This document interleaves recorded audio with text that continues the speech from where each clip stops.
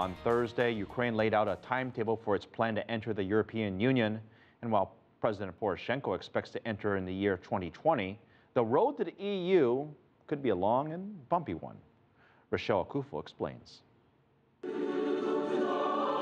Ukraine's national anthem against a backdrop of peace.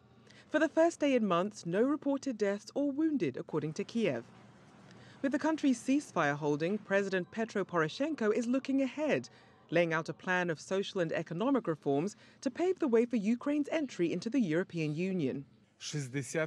It provides for 60 separate reforms and special programs, which will prepare Ukraine for applying for membership in the European Union in 6 years' time. Tackling corruption and energy dependence are the biggest concerns. In response to the announcement, ITAR TASS news agency reported that Russia's foreign ministry said Ukraine should resolve all its problems with Moscow before moving to join the EU. Some analysts are skeptical about the EU's motivation and question Ukraine's timeline for membership without effective political and economic reforms. Had the European Union been seriously interested in Ukrainian membership, it could have made the offer at almost any time since 2004. Furthermore, even if the offer were to be made, I think you're seriously looking at a couple of decades before Ukraine's likely to be anywhere close to meeting the standards expected of even new members of the European Union. Navigating Ukraine's integration into the EU is delicate.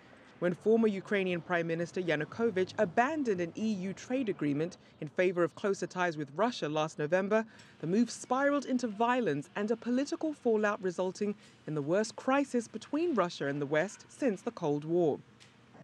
Trade agreements between Ukraine and the EU have already been postponed amid fears the move would further damage Russia's currency.